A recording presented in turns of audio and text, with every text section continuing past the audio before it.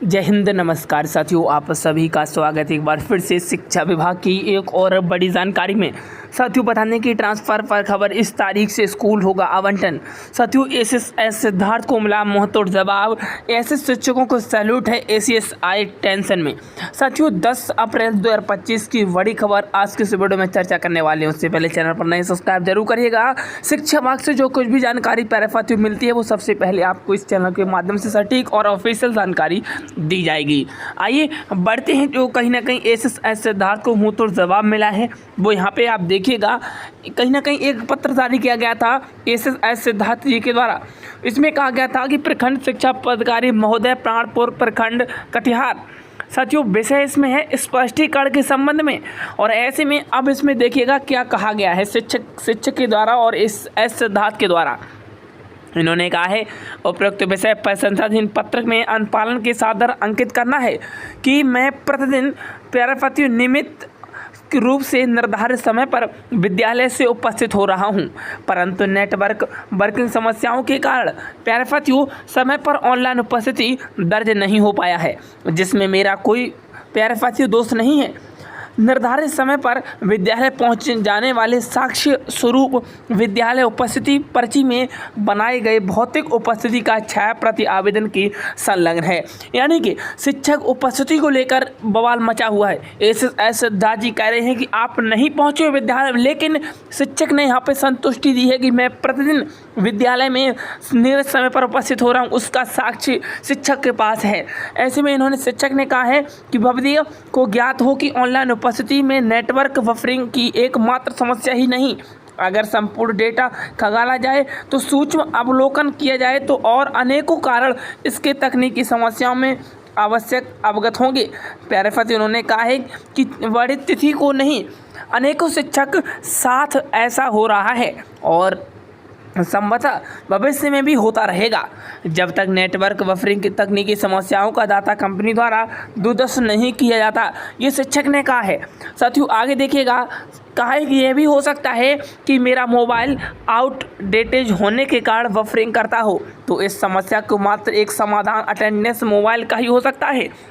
साथियों, कहा गया है कि जिम्मेदारी को पूर्ण करने में अनेकों बार फर्ज का सामना करना पड़ रहा है। ऐसे में पैराफतियों मोबाइल खरीद पाना फ़िलहाल मेरी क्षमता से बाहर है, और ऐसे में इन्होंने कहा है कि कंपनी की तकनीकी समस्याओं को मुझे दोषी ठहरा कहीं का न्याय नहीं है। साथ ही भविष्य में नेटवर्क बफरिंग की समस्याओं को उत्पन्न होने की गारंटी कहीं ना कहीं शिक्षक हम कैसे ले सकते हैं।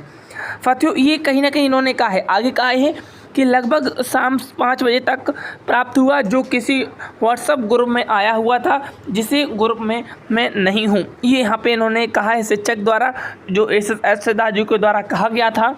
अतः इन्होंने कहा है कि स्पष्टीकरण की मुद्दे पैराफतियों जो हस्तगत कराया जाना चाहिए था, जिससे इसकी कहीं ना कहीं संदेह है उसके घेरे में है।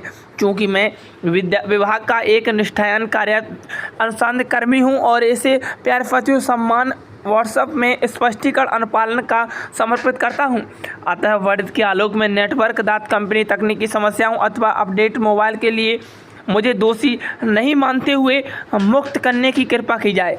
साथ ही साथ ऐसी तकनीकी समस्याएं भविष्य में उत्पन्न नहीं हो, इस दिशा में भवदी स्तर पर पहल और प्रयास करने की कृपा की जाए। बिल्कुल सही लिखा है कि शिक्षक का जो समस्या है, ये शिक्षक का समस्या नहीं है ऑनलाइन उपस्थिति, ये शिक्षा विभाग का समस्या है। यदि आप इसे सुधार सकते हो तो सुधारिए, लेकिन शिक्षक स्कूल पर टाइम पर आ रहा है, उसकी अटेंडेंस लग रही है, लेकिन जो नेटवर्क समस्या है वो से किसी कारणवश से पैराफतियों टाइमिंग में बदलाव कर दे रही है। साथियों, बहुत विलम्ब हो जाता है कहीं ना कहीं ऑनलाइन अटेंडेंस लगाते।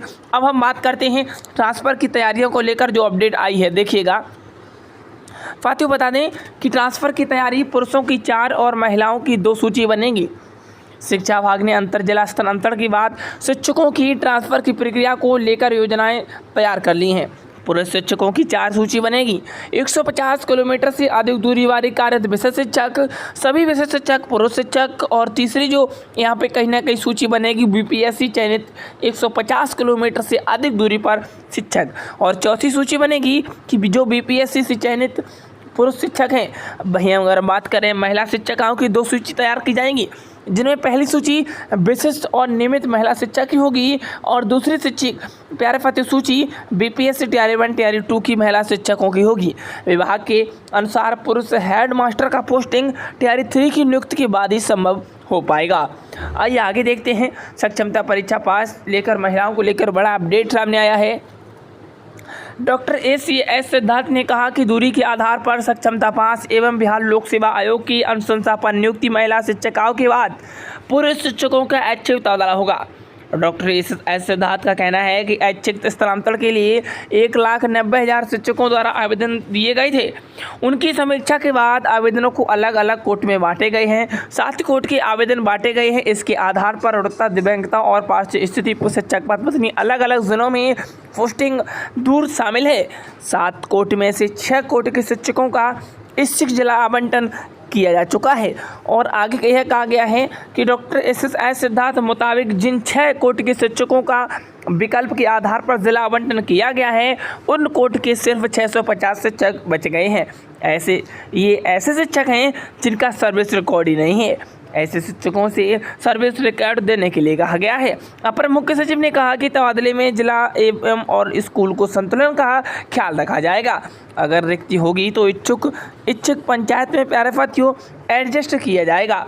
वहीं आगे देखिएगा अपडेट। सरकारी स्कूल के मॉर्निंग शिफ्ट से शुरू होने से पहले 42,000 शिक्षक लेट पहुंचे।